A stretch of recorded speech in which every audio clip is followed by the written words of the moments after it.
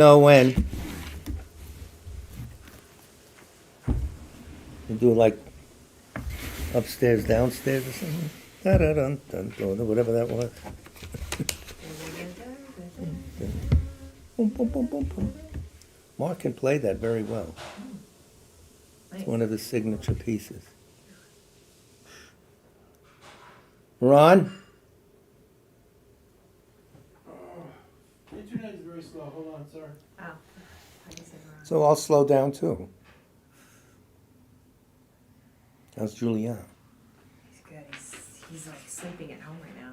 Good for him. Yeah. No. We'll be seeing you on the 25th. All of us are going.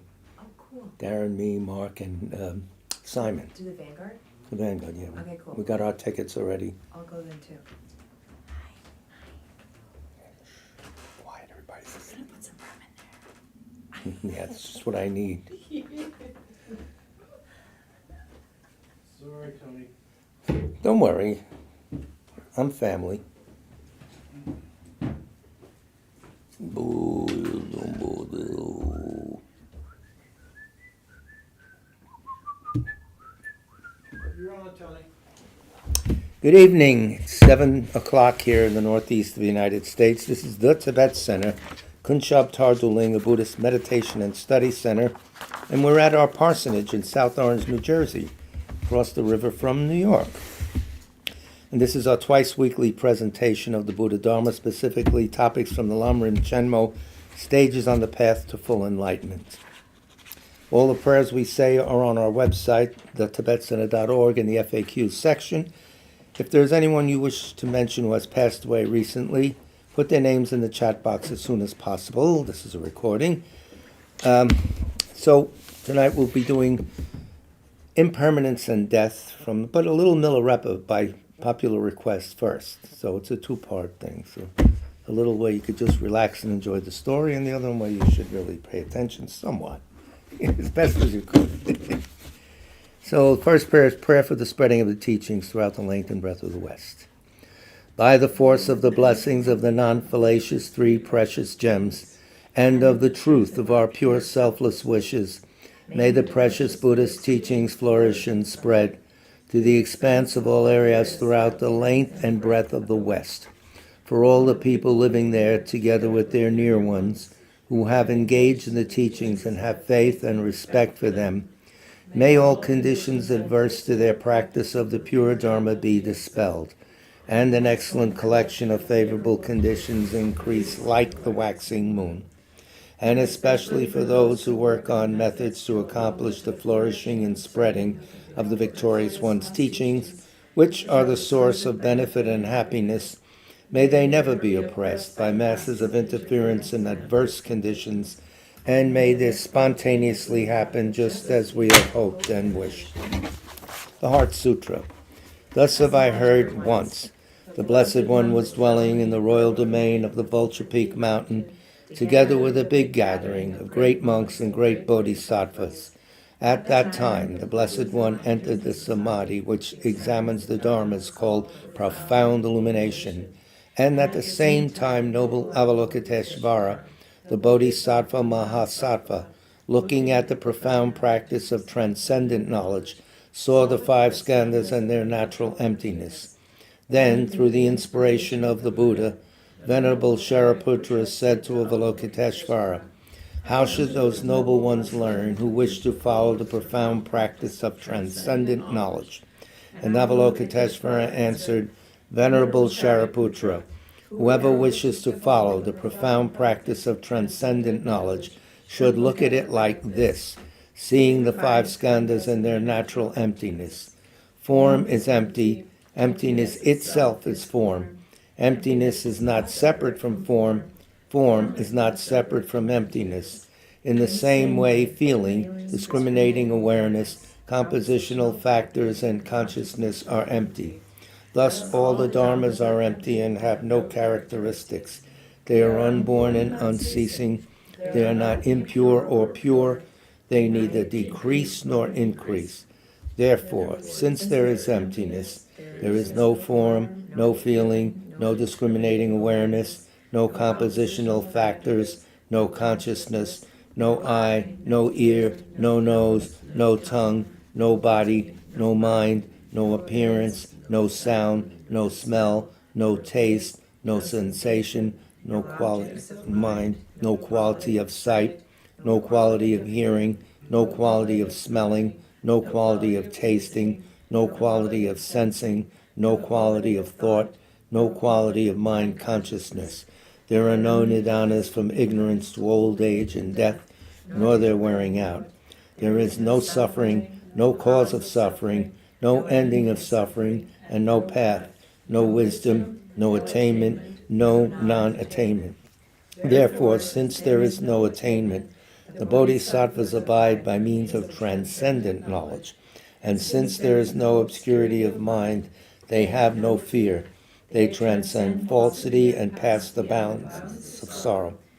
All the Buddhas who dwell in the past, present, and future, by means of transcendent knowledge, fully and clearly awaken to unsurpassed, true, complete enlightenment.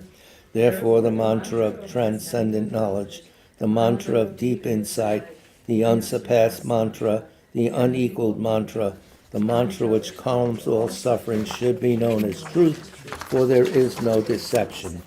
In transcendent knowledge, the mantra is proclaimed, Tayata Om Gate Gate Paragate Parasam Gate Bodhisoha.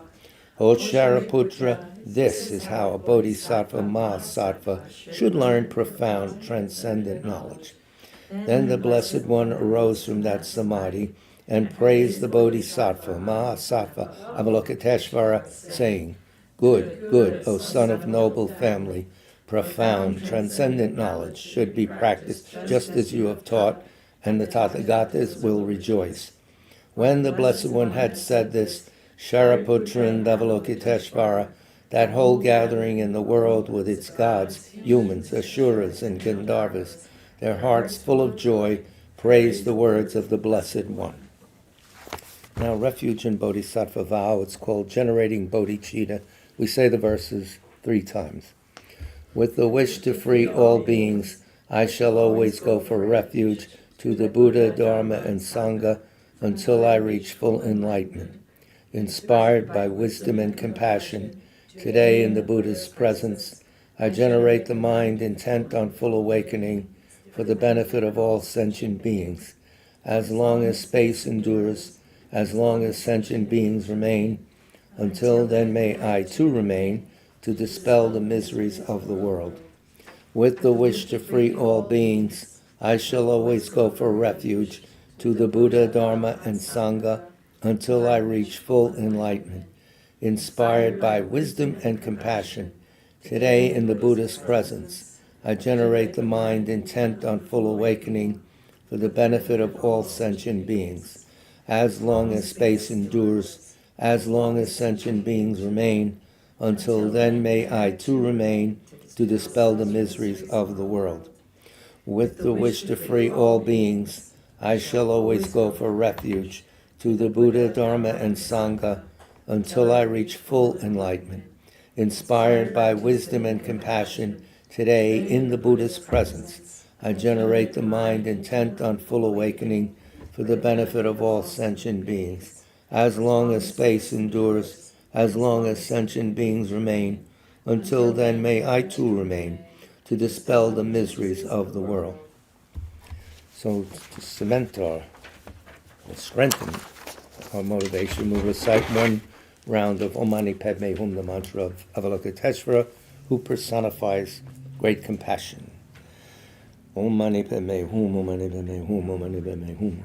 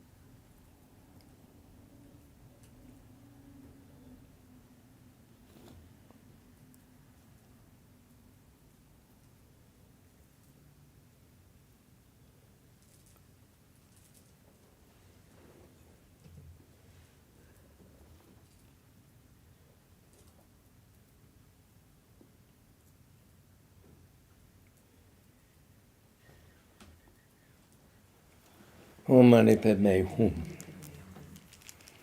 Now it's time to relax and listen to a story. By popular requests, we're like top 40 DJs here, we get requests. People have been requesting Milarepa stories. So this one is called The Offering of the Pigeon Goddess Girl. Actually, many pigeon goddesses, not just one, a few of them.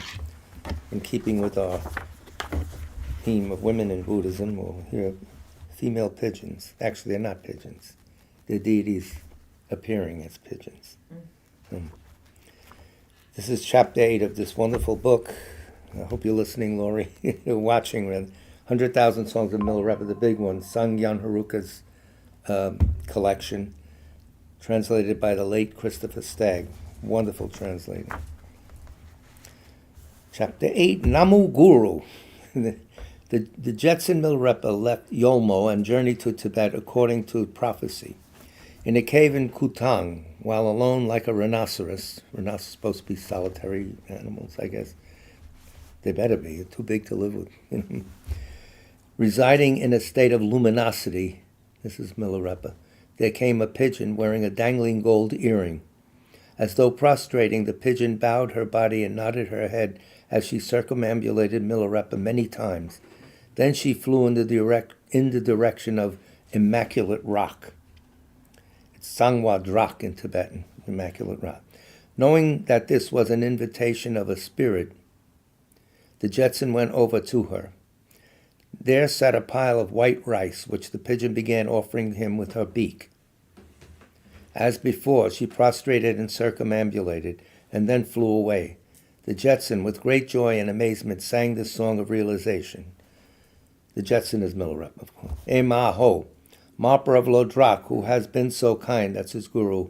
By remembering you from my heart, I meditate with you there. Again and again I supplicate you to never be separate from me. Mixing one's mind with the Guru's is so blissful. All of his poems he starts with the homage to his Guru. Allah la, the nature of appearances. These are sung sometimes. And he's, I don't know if he had a lute or anything, or a dunyan, the guitar equivalent. So these are songs and poems that he sang. So you could say this is Milarepa's greatest hits album. Allah, the nature of appearances is pointed out as birthless Dharmakaya. This is very deep what he's saying. As they merge, and he gives us a nice note here. The point here is not that the appearance and emptiness are newly joined, but they have been inseparable from the outset. So what you see, even though you're seeing inherent existence, but it's still empty. Its true nature is emptiness. This is a big point. That's the equality, Appearances themselves are empty. And you use them, but we'll get on later with that. As they merge uncontrived with the state of Dharmakaya, I'm not concerned whether some views are high and others low. This uncontrived mind is so blissful indeed. He's broken through the this and that regimen, the barriers that creates. This nature of mind is luminosity-emptiness. That luminosity emptiness is pointed out as awareness. We all have it. Good morning. And they merge in the uncontrived innate state. I'm not concerned over good or bad meditation. This uncontrived mind is so blissful indeed. The sixfold collection, clear right in its own place, is pointed out as non-dual, free of perceiver and perceived. And both pleasure and pain are merged into one. With this body uncontrived in its primordial state, I'm not concerned over right or wrong conduct. This uncontrived mind is so blissful indeed. This is very, very deep, but it's good just to hear it to imprint your mind. This you can go on for hours about the uncontrived mind and all that. The fruition is the nature of Dharmakaya. The variety is pointed out as Nirmanakaya. The Nirmanakaya, the forms that we see and stuff. There's the mode of being of everything, which is emptiness, and then there's the appearance of the things, with this and that and all that. Okay? Everything when encountered is merged with the state of liberation, but I have no hope of any fruition. This uncontrived mind is so blissful indeed. When Milarepa had sung this, the pigeon returned, this time with 7 companions. Just as before, they prostrated and circumambulated the Jetson. He thought, These are most certainly spirits. I will have to see if they speak honestly or not. So he starts talking to them. This isn't Hollywood. This is reality. A different reality. Who are you all? And why have you come here? He asked them. The Devis, that's plural for Deva, they're deities, performed magic revealing their own bodily forms. The leader of them, who had come previously, said, "We are all Devis who have faith in you and have come to request the Dharma. Please teach us." In response to this request, the Jetsons sang this song of realization. Lord, emanated Guru, so wondrous, with no small compassion, please grant your blessing. You whose miraculous conduct is in accord with the Dharma, who appeared before in pigeon's form, you 8 wondrously beautiful Devis. If you wish to practice the sublime pure Dharma, please keep the meaning of this song within your minds. And now he starts to teach them. Generally, the mundane comfort in the world, though it seems very pleasant, quickly departs. Impermanence. In particular, the view of you noble ladies, though it seems high, there's nothing stable about that. They're in the God realm. It's a very nice thing. Not stable, not permanent state. The householder's way with its suffering of samsara, though it seems very good, there is much pain involved. Excellent children of noble bloodlines, if they've no resourcefulness themselves, they'll have much distress, because they can't be on their own. They're luckily born in a nice position. Students who have an excellent guru, if their conduct is poor, then to samsara they fall. You emanated pigeon goddesses, though you request the Dharma, really trusting it is hard. If you must practice the genuine Dharma, you must see as faulty beyond any doubt the good qualities of this mundane world. Understand adverse conditions that arise in this life to be the companion to enlighten. This is very big. This is mind training right now. The adverse conditions that arise in this life to be the companion of enlightenment. Why? For one, you're burning away bad karma, number one. Because everything comes by a cause. For this man, adverse conditions are incredibly kind. Talking about himself. You should also understand it in this way. Thus he sang. Then the Devis, smiling, all said, "Yes, we will do so," and they prostrated and circumambulated him. The Jetson asked, "Why is it that you appeared before as pigeons?" He's complaining. Oh, no. They replied, "You have no attachment at all to this life or your own benefit. In order to accomplish enlightenment for the benefit of others, you have abandoned distractions and remain alone, engaged in meditative concentration without interruption. Seeing this with our own divine eye, with faith, we came to request the Dharma. We appeared in this way to hide ourselves from people with negativity. Now, please come to our divine realm and teach the Dharma." The Jetson then said, "For the entirety of this life, I will remain in the realm of humans to benefit beings. Since the divine realms are also without any essence, they're not inherently existent, without any essence, there is no need for them. Even if I were to go there, I would have nothing different to say than this. You all should practice in this way." Then he sang this song of realization. I bow at the feet of Marpa from Lodrak. Father Guru, with your blessing, please grant me Siddhi. Siddhi's unusual accomplishments. Siddhi. You 8 beautiful female goddesses. This white rice, the food of meditative concentration and Siddhi, has revived my body and my practice will flourish. I'll repay this kindness with the Dharma. Listen attentively and keep it in your mind. The white and radiant celestial royal seat that you've managed to get to, though you've managed to get to it, is without any essence.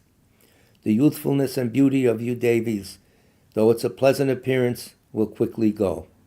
This illusory deception is a magical display. Though the enjoyment is great, is a cause for downfall. The sufferings of the 6 beings in samsara, when one ponders them, are deeply disheartening. Should you wish to practice Dharma for their sake, then supplicate the 3 precious jewels. Meditate on the 6 beings as your own parents. Make offerings to the Guru Lord. Give generously to the impoverished. Dedicate your virtue for the 6 beings' benefit. You all know what the 6 beings are. deities, hell realms, etc. Always meditate on the uncertainty of the time of death. With one's body as the Yidam deity, under the profound speech and mantra, this is tantric practice, meditate on self-aware emptiness wisdom, and continuously place your own mind as your witness. Then they said, we are ignorant sentient beings with afflictions firmly entrenched within our minds. Please teach us a method on which to rely for remedying this state with mindfulness.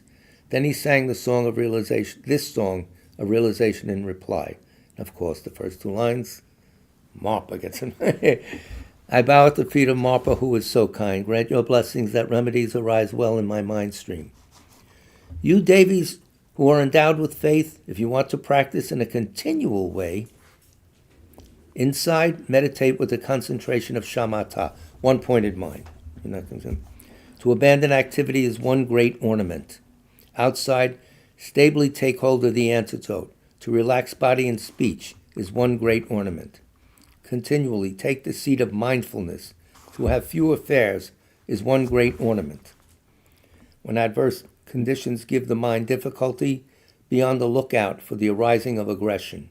Good advice. Things are stressful, all of a sudden you blow up. The Jersey Transit train, for instance, puts you in that state. It's magic. When encountering money and things of desire, be on the lookout for the arising of attachment. When the weapons of harsh speech fall upon you, be on the lookout for your ear's delusion. You realize what they're saying? When accompanying friends that are equal to yourself, be on the lookout for the arising of jealousy. When praise and honor come your way, be on the lookout for the arising of pride. At all times and in every way, tame the evil demons within your mind stream. Yes. Should 100 learned and righteous ones speak, there will be no better advice than this. Now practice with joy in meditation. When Milarepa had sung that, the Devis rejoiced with great delight. Then again, transforming into pigeons, they went off to the celestial realm. The Jetson, being quite pleased with the result and with his practice flourishing, went to Drakyavajra fortress, wherever that is. This is the cycle of the offering of the pigeon goddess girl. Here also concludes a cycle that tells primarily of Milarepa's binding under oath, the harm-inflicting spirits. So that's cycle one of his. So there's a lot of nice stories here, and they're teaching stories. So you don't have to do anything. You just listen, and that's it. You read it. It imprints you. You'd be surprised. And if you're practicing, studying, basic texts and everything, these things resonate even better. You need more Milarepa, please. Oh, we're continuing with the Dalai Lama's book. And within this chapter, or section of it, this is a book called Advice on Dying and Living a Better Life. There were a couple of copies upstairs. Mary found one, so maybe there's another one still up there. But otherwise, if people need it, we'll get a bulk shipment. So first Panchen Lama wrote this poem, 17-stanza poem, in a guide to specific Buddhist techniques for overcoming fear of death and potentially utilizing the stages of dying for spiritual advancements. When you die, what happens? The mind goes down to its more subtler states. Most of us, we've all died before, and back billions of times probably. We didn't catch it. You have to have a concentrated mind, and you have to have the instructions. Now this, now that. The mind gets more subtle. Things aren't the way they normally were, and you might get frightened or something. So that's why they wrote these guides. There's a lot in them. So it has to do also with tantric practice, because tantric practice goes to the subtle mind, etc., among other things. I only know these things in general. Tantric is very sophisticated, and I haven't been trained in it at all. Just what I read and stuff. So it's a guide to specific Buddhist teach for overcoming fear of death, for potentially utilizing the stages of dying for spiritual advancement. Not only, it's a place to get enlightened quicker. As the subtle minds come up, when you do something mindfully to affect the subtle minds, greater benefit occurs. You wipe out a lot of illusions and bad karma. It is my hope that the what? Well, will you remind me what the subtle mind is like? There are several subtle minds. It goes down, and I'm not qualified. But this is the tantric presentation Okay, of the mind-body complex that we're all in. okay. There are many subtle minds. The ground consciousness, then the subtlest is the clear light. So you can invoke clear light if you're a great meditator, normally, but when death comes, it comes up naturally. But like that, if you don't know what's going on, it'll whiz by. So they have techniques for being enlightened at the time of death, in the bardo state between, and at the time you're about to take a rebirth. So you got a three-pronged attachment, a convenient place or something. I don't know. Anyway, it's very complicated, and you need a good teacher, and you need the blessings of a good lama, which they'll give you if you're sincere. So His Holiness says, it's my hope that this description of the inner psychological experiences and physical changes will provide helpful reflection for those concerned about death and the deeper levels of the mind. Remember, now's the time to prepare and not get worried at the time of death and frightened. Time to get worried is now, and not just be worried and frozen. Oh, I could do something. Let me look into this. Even if you don't generate the experiences of you at least have an imprint. So, the time of death, you relax. That's what all the advice says from all the different sects of Tibetan Buddhism. So he hopes that will serve as a source of information for science. It's also working with Buddhist scholars and yogis on issues around dying. This was about 20 years ago. I wrote this book, 25. Now they have. They even have machines in Dharamsala to detect consciousness even when the gross mind goes and people appear to be dead because the breath stops. In Tibetan Buddhism and Buddhism in general, the stopping of breath is not the end of life. There's still subtle energy there, and they have trying to find ways to show that the consciousness is still there, still there, still there.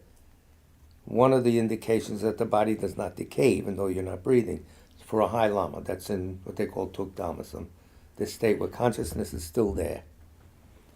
For instance, Ling Rinpoche, 8 days, 10 days, I don't know, some 2 weeks. And the Dalai Lama said, one time he was giving a talk, he says, well, we have all these scientists, but we have all the machines here, no one dies. So we can't go to someone and say, please die. It was very funny.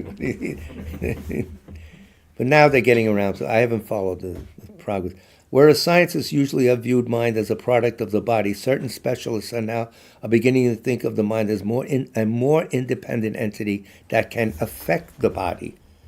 This is because one of the common scientific ideas is the brain is a natural occurrence of the physical body, etc.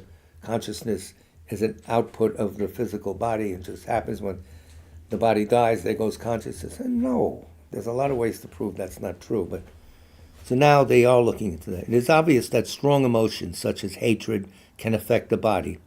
But now experiments are being conducted in connection with specific practices of intentionally training the minds, such as the development of faith, compassion, and single-pointed concentration, reflection on emptiness, or special meditations in the Nyingma tradition of Tibetan Buddhism. This was what Matthew Ricard went through. So these experiences show that mental training can have an autonomous function, influencing the body, even desensitizing it.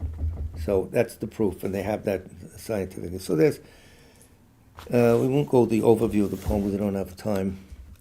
The beginning of the poem, he prostrates to Manjushri. I'm on page 71. Before the poem begins, the first Panchen Lama first makes an expression of worship and obeisance to Manjushri. Why? Manjushri is the physical manifestation of the wisdom of all Buddhas. Avalokiteshvara of compassion of all the Buddhas. Wisdom is Manjushri. The author considers Manjushri to be undifferentiable from his own Lama or teacher. The reason why he offers obeisance to Manjushri is as follows, and the logic here is right on. The root of a good death and a good intermediate state between lives, and even the attainment of Buddhahood over a continuum of lifetimes, is successful practice of the clear light of death. There are two classes of practice, compassion and wisdom. The practice of the clear light during death is included within the practice of wisdom. Therefore, you got Manjushri. Therefore, it is contained within stages of teaching of the profound view of, and what does he call the profound view? It just doesn't say emptiness. The compatibility of appearance with the emptiness of inherent existence. They always put those two together. So nobody says, I'm empty, nothing's there. No. What's there right now is everything. We're empty. So that's a big point. He has to give you the propaganda, the party line. And that transmission stems from our kind teacher Shakyamuni Buddha through Manjushri.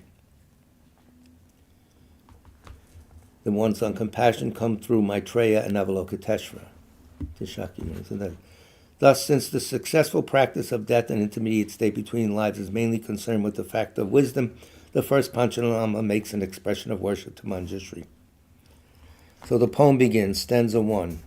I and all beings throughout space and without exception go for refuge until the ultimate of enlightenments. The ultimate of enlightenments, the highest enlightenment. This sounds like some of our prayers, right? Well, the first Panchen Lama wrote a lot of our prayers, so he repeats himself. Hey, to the past, present, and future Buddhas, the doctrine and the spiritual community, we're going for refuge to all of them. May we be released from the frights of this life, the intermediate state, and the next. A little specific wish now. So here we go. With an attitude of self-help, Buddhists go for refuge to the Buddha as the teacher, the Buddha's doctrine, states of realization and teachings of them, two things, not just the Dharma and the books, but the realization that it engenders, that it causes. You're taking refuge in that. Your future Buddhahood, you're taking as actual refuge, and spiritual community as guides to that refuge. They develop convictions that internalizing the doctrine can offer protection from suffering. If you really start to think along the lines of the doctrine, you reduce your suffering. I hate the word doctrine. It sounds too, the teachings. Make it more palatable. So they consider three jewels to be the final refuge. Seeking refuge only to relieve your own suffering and attain liberation from cyclic existence does not fulfill the qualifications of altruistic refuge. In other words, we're in Mahayana students. We're concerned with everything, all creatures, anything that has consciousness. Your perspective will not be vast, and the vast is very important because that empowers your meditation. That's why Bodhisattva meditating on empty is much more powerful than the arhats, the normal arhats. Their meditations bring them to a state of free of samsara, liberation, but they don't wipe out blocks to omniscience, which bodhisattvas on 10 stages eventually do. So that's a big thing. All because you have an altruistic point of view. So the power of all those sentient beings is behind you. You're working for them. They don't know it. You think they send a card, you think they call. Your perspective would not be vast. Your attitude of refuge should be for the sake of all sentient beings, for their freedom from suffering and attainment of Buddhahood. Not just that they get out of suffering, you want them to become Buddhas. So all these lamas that we look at in this tradition, that's what their inner motivation is. And of course, Dalai Lama proves it with these books. You should seek the omniscience of Buddhahood in order to fulfill the primary aim, to help others. We could just consider also, we'll have to skip because it's a very long thing, it would take too long. The ultimate of enlightenment or supreme nirvana, beyond normal nirvana, is beyond the extremes of bias, either in the direction of being caught in the cyclic experience of repeated round of birth, aging, sickness, etc., or of inactive peace. He's talking the arhats attain a state of inactive peace. So the first Panchen Lama advises that his readers go for refuge of the Buddha, Dharma, and Sangha, seeking those three jewels. You place your confidence, big word, especially in the cessation of suffering and the spiritual states they've actualized. When you think of these lamas, they're in a state that you want to be in. And the Buddhas of the past. Oh, we won't go with the refuge, okay. Consider, he has a little thing on Om Mani Padme Hum, so I'll bring that in. Consider, for example, recitation of the mantra Om Mani Padme Hum, which is practiced for the sake of invoking compassion within yourself for all types of sentient beings. After finishing a session of repetition, 21, 108 or more times, the value of the practice is dedicated through reciting a prayer in connection with Avalokiteshvara, since he is the physical manifestation of the compassion of all Buddhas. And you make this, if you wish, it's just the attitude in your mind. You don't have to recite the words all the time. Just get used to the attitude. Through the virtue of this practice, may I quickly attain a state equal to that of Avalokiteshvara in order to help all sentient beings attain the same. That's simple. That's all. Just as he did, I want to do it, without making a big job of it. There's no possibility of attaining Buddhahood merely through reciting Om Mani Padme Hum, merely through reciting. But if your practice is conjoined with real altruism, it can serve as a cause for attaining Buddhahood. So in other words, not just reciting, but you got to have the motivation.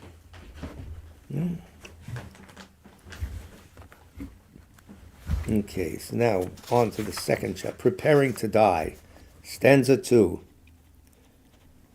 And before he gives that, at the head of the chapter, there's a little quote, not knowing that I must leave everything and depart, I did various ill deeds for the sake of friend and foe. That's the Buddha said that. He's like us. He's on medication. No. May we, stanza 2, may we extract the meaningful essence of this life support, without being distracted by the senseless affairs of this life, since this good foundation, hard to gain and easy to disintegrate, presents an opportunity of choice between profit and loss, comfort and misery. So this is the Lamrim straight out. We're in a very good position. We all are right now. We have everything. We can think clearly. No one's dropping things on us yet, or anything. We're not in a war zone. We have good teachers, and we seem to have some affinity for the teachings. So you need both internal and external favorable conditions, and we all have them. I'm skipping because this thing would be long, but you want to get a hold of the book and really read it. It's a whole, you don't need any other book but this. He weaves in all these little points of practice very quickly.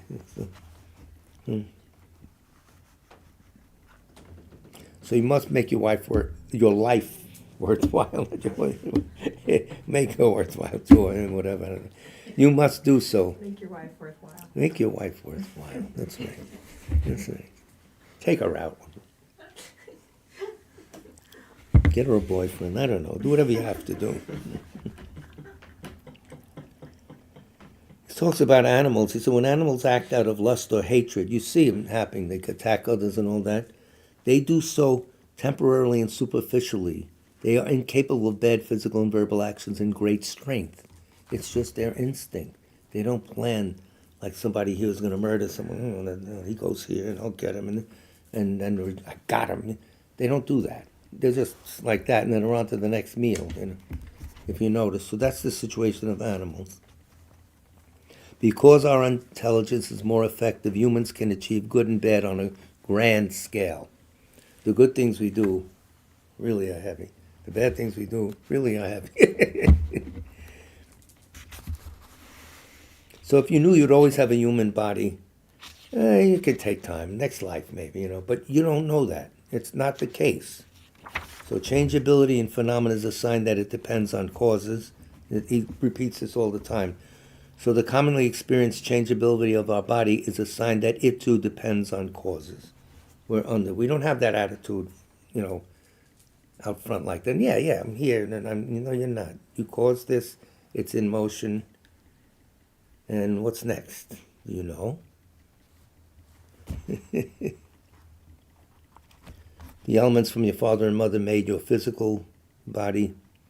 Consciousness from a previous life made the mind. And that mind took a certain body to play out its karma, like writing a play. Not only that, you cause the sets, the whole thing, the characters you meet, all that causation. Which means we can cause the future lives. The nice set, set up your apartment now, or whatever you're going to get. I don't know. But given the consequence that it gives the same thing again. Why is there causation? Because if things weren't caused, they'd always be there or never be there. So that's that. That'll settle your mind if there's causation or not. There is.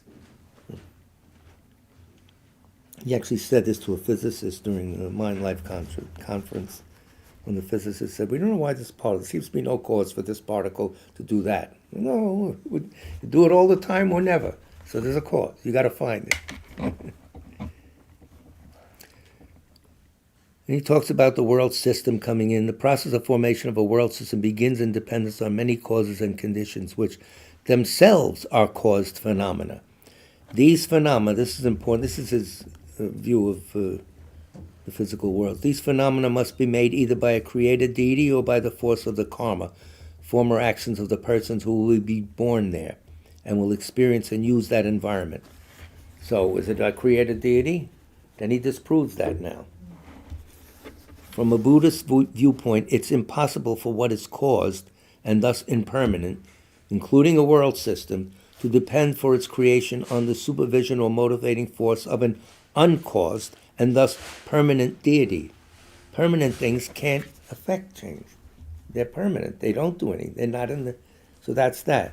Rather, it is by the force of sentient beings' karma that the process of formation of the environment takes place. The only other choice is that is uncaused, which would be absurd. It's very important to settle this psychologically. Then the mind is more focused. It's not, because we may have doubts, but they don't come up in our mind stream, but they're there underneath. You blow them away. You clean house. So, and you know, of course, in the long term, positive acts make good results, negative acts, bad results. We don't see that happening instantly. I mean, sometimes you could do something stupid, you know. But if we did, everyone would be a believer. You have to be clairvoyant and go back. And if you generate strong virtuous attitudes, that'll overpower the potencies established by non-virtues, making them unable to issue their effects.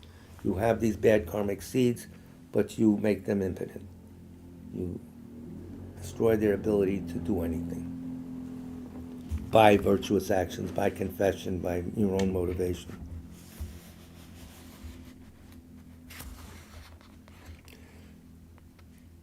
It is important to appreciate that this excellent life support of a human body that we now possess is a wholesome result of many powerful good actions from a tamed mind in the past.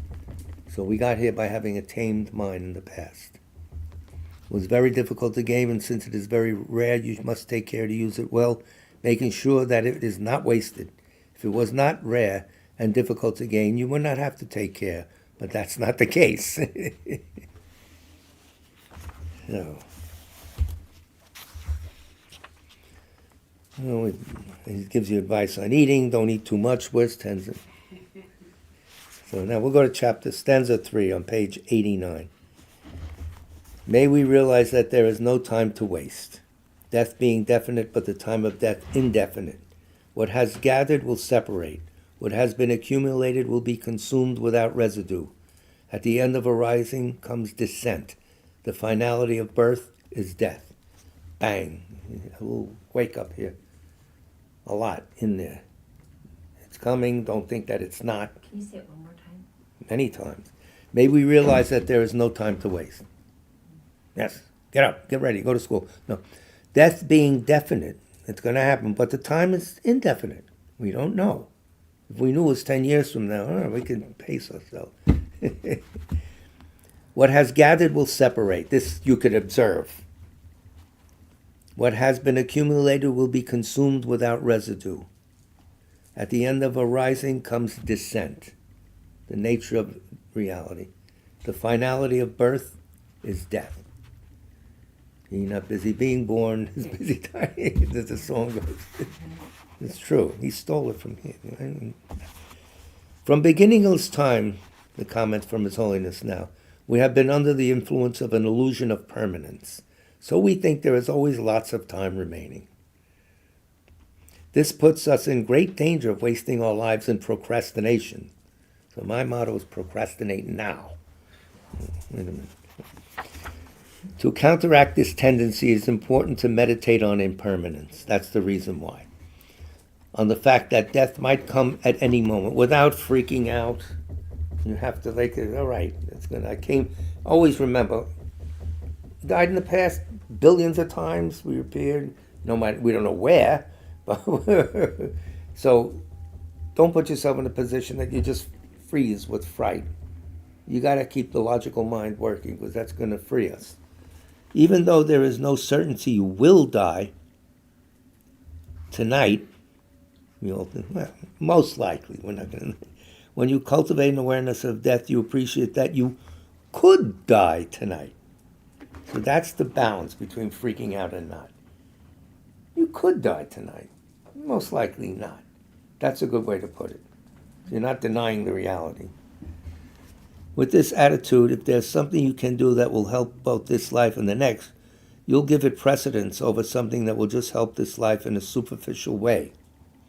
Furthermore, by being uncertain about when death will come, you will refrain from doing something that will harm both your present and your future lifetimes. As this sense of caution develops, you will strive harder not to accumulate unfavorable predispositions through uncontrolled actions. And here's a Buddhist guideline that's very important. You don't go right at the problem. You go at the causes of the problem. So you don't prep. I must think of that. I must think of that. Think of the value of life and what I can do. Is it going to come? We don't know. Do I know where I'm going in the future? Well, I really don't. And this is positive, this is negative. So naturally, you're propelled by this intelligence to behave properly without having to force it. Having to force it means you didn't really look into things totally. You agree with it? Yeah, it's very important psychologically. And then it's natural. That's why there's stages of the path up the stairs. Boom, boom, boom. Whether you live a day, a week, or a month, or a year, that time will be meaningful, whatever you do. Your thoughts and actions will be based on what is beneficial in the long run, and the longer you live, the more beneficial they will be. You need a rest? You need a joke? What? You need aspirin? No one takes that anymore, I noticed. He discusses, he says, in my case, I'm 67 years old. This was many years ago. He's what, 89 now? Yeah. No, he's 90. I'm 9 years younger, so he's 90. I'm 81. Had his 90th birthday, right? Yeah, 90th, yeah. This was a while ago. So he says he's older than all the Dalai Lamas, except one of them, I think. To perform a long life ritual, he says, now he discusses long life rituals, which we do. In fact, this Saturday we'll be doing. It is necessary to have stable visualization within concentrated meditation. Strong insight, strong visualization, and a one-pointed mind. That's what he's talking about. We don't have that, but we do the best we can until that builds. The Lama giving the initiation originally has to have that, should have that. That's important. That's why these realized yogis are very, very important and valuable.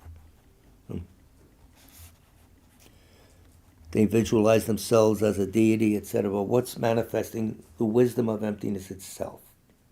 In a blissful mode is manifesting as Tara or whatever long life deity, Amitabha, whatever. That's the whole thing they go through. So that has a big effect on the students. And also, he said, it's necessary to have compassion and an altruistic intention to become enlightened.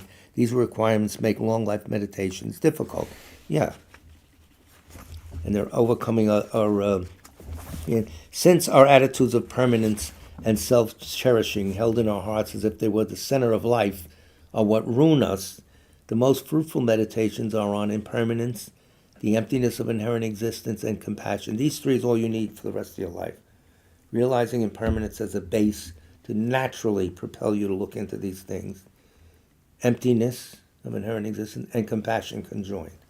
Always together. Rinpoche used to do this all the time. So that's important. Well, you can think male, female. The female is the wisdom, male is compassion. Joined, embraced when they do that mudra in the initiation. Very important. This is why Buddha emphasized that the two wings of a bird flying to enlightenment are compassion and wisdom. One wing isn't going to take it. You can do that with airplanes too. One wing isn't going to work. So we can't think of birds because there's hardly any left anymore. So These two are ways to oppose attitudes of permanence and self-cherishing, which since beginningless time have undermined our aims for happiness.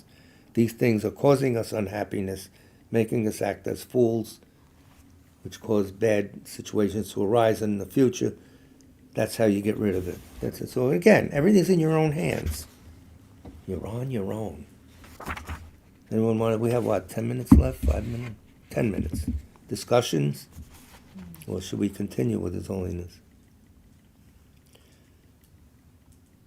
Well, here's a little meditation you could do, very quick. You want to breathe in, fall asleep? No. It is the nature of cyclic existence that what has gathered will eventually disperse. Think long term. Parents, children, brothers, sisters, and friends, no matter how much friends like each other, eventually they must separate. Everything comes apart. Gurus and students, parents and children, brothers and sisters, husbands and wives and friends, no matter who they are, must eventually separate. He said he couldn't take it when Ling Rinpoche was thinking of Ling Rinpoche. It was impossible for me to think about it, but slowly Ling Rinpoche had a minor stroke, then a major stroke, and His Holiness said, that's to make me get used to the fact that he's not going to be here. He called that a compassionate act, his previous Ling Rinpoche. So now we have the reincarnation. So,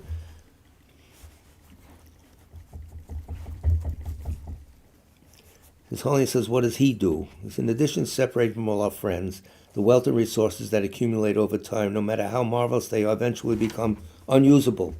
You're not taking with you guys, your house, the whole schmear, your collection of guitars. You're not, no.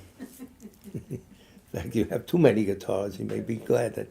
Anyway, no matter how high your rank or position, you must eventually fall. To remind myself of this, when I ascend the high platform from which I teach, just as I am sitting down, I recite to myself the words of the Diamond Cutter Sutra about impermanence. They all do this. It's a ritual, and they do this. View things compounded from causes to be like twinkling stars, figments seen with an eye disease, the flickering light of a butter lamp, magical illusions, dew, bubbles, dreams, lightning, and clouds. In other words, nothing solid that's there forever. Hello. Flat in time, flash of time. The trillions, the gazillions of years that are around. This life is short. And all the things you grab for 20, 30 years. It takes the edge off things if you think that way, calmly. And it does. I reflect, His Holiness says, on the fragility of cause phenomena and then snap my fingers. The brief sound symbolizing impermanence. Quickly, it's gone. Nikki always says supposed to be 60 of these is it a moment, but for high yogis, 240 is a moment. They seem to have slowed down time or whatever, so who knows? Maybe they go beyond it. This is how I remind myself that I'll soon be descending from the high throne. Any living being, no matter how long he or she lives, must eventually die. There is no other way. Once you dwell within cyclic existence, you cannot live outside of its nature. It's moving. We're changing. No matter how marvelous things may be, it is built into their very nature that they and you who take joy in them must degenerate in the end. So just go about your life observing all this, Not only must you die in the end, but you do not know when the end will come. If you did, you could put off preparing for the future. Even if you show signs of living to a ripe old age, you cannot say with 100% certainty that today you will not die. You must not procrastinate. Rather, you should make preparation.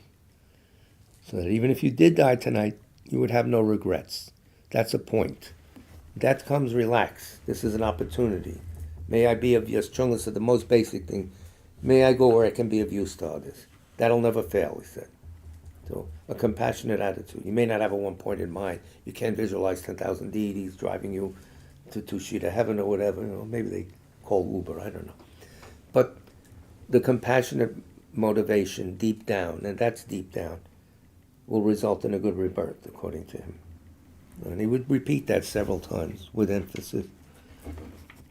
You make preparation. If you don't die tonight, you'll have no regrets. You develop an appreciation for the uncertainty and imminence of death. Your sense of the importance of using your time wisely will get stronger and stronger. It'll happen naturally. You'll want to pick up a book. You want to stop and think for a while. You want to spend time alone, 15, 20 minutes, half hour a day, whatever you can do. Sankapa's quote, now he gives us, when the difficulty of finding this human body is understood, there's no way to stay doing nothing. When its great meaning is seen, passing the time senselessly is a cause of sorrow. When death is contemplated, preparation to go to the next life is made automatically. When actions and their effects are contemplated, sources of non-conscientiousness are turned away. You get more focused. When in this way these four roots have become firm, other virtuous practices easily grow. So, you can go on and on. It's more and more like exhorting and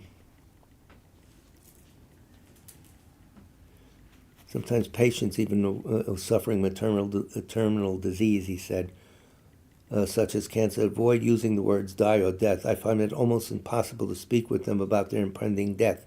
They resist hearing about it. Just like his old friends didn't want to be called old. Why? We're not old. You are old. Shut up. But for one who cannot now face even the word death, never mind the reality of it, the actual arrival of death is likely to bring it with it great discomfort and fear. On the other hand, when I meet with a practitioner who appears to be near death, I do not hesitate to say, whether you die or recover, you need preparations for both. It is possible for us to reflect together on the imminence of death.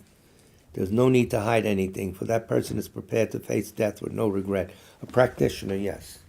So if you know someone's a practitioner and you're around, try to encourage their practice, recite, or whatever. But calm, never mind. Please don't go. The worst thing to do, you know. And also be careful, because people still are cognizant, even though they may not be breathing. So Robina tells the story of someone that, oh, the old bastard finally left. I'm glad, He was still hearing all this. So she was very funny. I was in tears. She said it nicely with that Australian accent. So we'll leave it at that. The next stanza 4 will go removing obstacles to a favorable death. So we can have a favorable death. I got to get these teeth fixed. If we remove the obstacles to them. Buddha said, though you hold fast, you cannot stay. What benefit is there in being frightened and scared of what is unalterable? It's inevitable. What's the benefit of frightening them? Useless. So what to do? I don't know. So we'll pick that up next Monday. Yeah. Yes, the horse. The horse and also Robert Redford. Robert Redford, yes. Jockman. Who? Eddie Jockman. Really? Yeah. Oh, he's a goalie in hockey. You remember him there? Oh, the whole crowd is leaving me. Suits the recollection, noble three jewels, and for whomever you like. I prostrate to the omniscient one. Thus the Buddha, Bhagavat, Tathagata, Arahat, Samyak Sang Buddha, the learned and virtuous one, the Sagata, the knower of the world, the charioteer and tamer of beings, the unsurpassable one, the teacher of devas and humans is the Buddha Bhagavat. The Tathagata is in accord with all merit. He does not waste the roots of virtue. He is completely ornamented with all patience. He is the basis of the treasures of merit. He is adorned with the minor marks. He blossoms with the flowers of the major marks. His activity is timely and appropriate. Seeing him, he is without disharmony. He brings true joy to those who long with faith. His knowledge cannot be overpowered. His strengths cannot be challenged. He is the teacher of all sentient beings. He is the father of bodhisattvas. He is the king of noble ones. He is the guide of those who journey to the city of nirvana. He possesses immeasurable wisdom. He possesses inconceivable confidence. His speech is completely pure. His melody is pleasing. One never has enough of seeing him. His form is incomparable. He's not stained by the realm of desire. He's not stained by the realm of form. He is not affected by the formless realm. He is completely liberated from suffering. He is completely and utterly liberated from the skandhas. He is not possessed with dhatus. His ayatanas are controlled. He has completely cut the knots. He is completely liberated from extreme torment. He is liberated from craving. He has crossed over the river. He is perfected in all the wisdoms. He abides in the wisdom of the Buddha Bhagavats who arise in the past, present, and future. He does not abide in nirvana. He abides in the ultimate perfection. He dwells on the bhumi where he sees all sentient beings. All these are the perfect virtues of the greatness of the Buddha Bhagavat. The Holy Dharma is good at the beginning, good in the middle, and good at the end. Its meaning is excellent. Its words are excellent. It is uncorrupted. It is completely perfect and completely pure. It completely purifies. The Bhagavat teaches the Dharma well. It brings complete vision. It is free from sickness. It is always timely. It directs one further. Seeing it fulfills one's purpose. It brings discriminating insight for the wise. The Dharma, which is taught by the Bhagavat, is revealed properly in the Vinaya. It is renunciation. It causes one to arrive at perfect enlightenment. It is without contradiction. It is pithy. It is trustworthy and puts an end to the journey. As for the Sangha of the great Jnana, they enter completely, they enter insightfully, they enter straightforwardly, they enter harmoniously. They are worthy of veneration with joined palms. They are worthy of receiving prostration. They are a field of glorious merit. They are completely capable of receiving all gifts. They are an object of generosity. They are a great object of complete generosity. The protector who possesses great kindness, the omniscient teacher, the basis of oceans of merit and virtue, I prostrate to the Tathagata. Pure, the cause of freedom from passion, virtuous, liberating from the lower realms. This alone is the supreme ultimate truth. I prostrate to the Dharma, which is peace. Having been liberated, they show the path to liberation. They are fully dedicated to the disciplines. They are a holy field of merit and possess virtue. I prostrate to the Sangha. I prostrate to the Buddha, the leader. I prostrate to the Dharma, the protector. I prostrate to the Sangha, the community. I prostrate respectfully and always to these three. The Buddha's virtues are inconceivable. The Dharma's virtues are inconceivable. The Sangha's virtues are inconceivable. Having faith in these inconceivables, therefore the fruitions are inconceivable. May they be born in a completely pure realm. Speaking of that, before I forget, we asked Rinpoche one time, well, how does a real good practitioner feel when they're facing death? And at the time of death, he said, like they're going on vacation. And one other Lama, it's not only him, Nawang Darge said, what kind of feeling they have, like a child skipping home on the last day of school. So you do your homework and you get that benefit. A good kid, the kid that hates school, those are the good kids. One that likes school, terrible people. So we do 8 verses on training the mind. With the determination to accomplish the highest welfare of all sentient beings, surpass even a wish-granting jewel, I will learn to hold them supremely dear. Whenever I associate with others, I will learn to think of myself the lowest amongst all, and respectfully hold others to be supreme from the very depths of my heart. In all actions I will learn to search into my mind, and as soon as a disturbing emotion arises, endangering myself and others, I will firmly face and avert it. I will learn to cherish ill-natured beings, and those oppressed by strong misdeeds and sufferings, as if I had found a precious treasure difficult to find. When others out of jealousy treat me badly, with abuse, slander, and so on, I will learn to take all loss and offer the victory to them. When the one whom I have benefited with great hope unreasonably hurts me very badly, I will learn to view that person as an excellent spiritual guide. In short, I will learn to offer to everyone, without exception, all help and happiness directly and indirectly, and respectfully take upon myself all harm and suffering of my mothers. I will learn to keep all these practices undefiled by the stains of the 8 worldly concerns, and by understanding all phenomena as like illusions, be released from the bondage of attachment. So prayer for the swift return of Rato Chungla Rinpoche. Exalted wisdom of all victors gathered in a drop, soul refuge manifest in the form of the one wearing saffron robes, Guru Luzang Tubuang, Dorje Chang, please bear witness here today that our prayers may be fulfilled. We beseech the great torch of doctrine, accomplishing from long ago the vast waves of aspirational prayers, Lord of speech of the Victor Losang's teachings, spreading them to the ends of the earth by means of explanation and practice. Though holding the commitment, I will invite all beings to be my guests in unsurpassed great awakening. Yet you have withdrawn the activities of the form body that serves the welfare of others. Is that worthy of the supreme among beings, the Bodhisattvas? Though impossible for you till cyclic existence's end to abandon your commitment to liberate all beings, we beseech the new son of Nirmanakaya to swiftly return from the realm of Dharmakaya, brought forth by bodhicitta drawn by 7 steeds.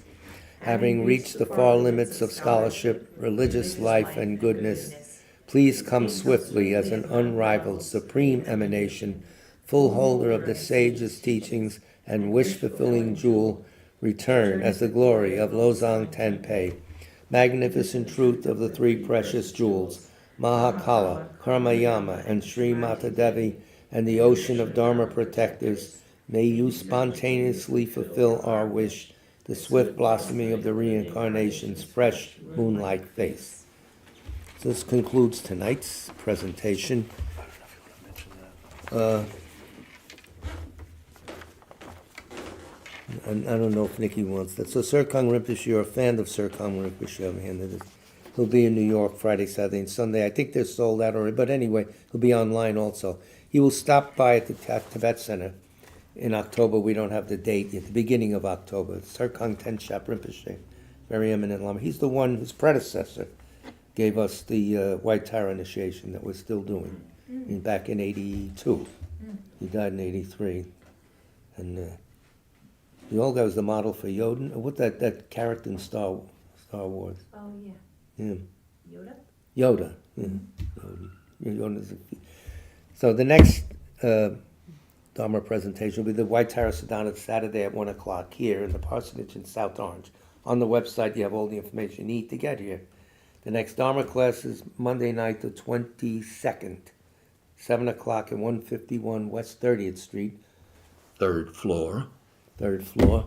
And then following Wednesday, back here again in the parsonage at 7 o'clock. So thank you very much for your patient listening. Big love to all of you.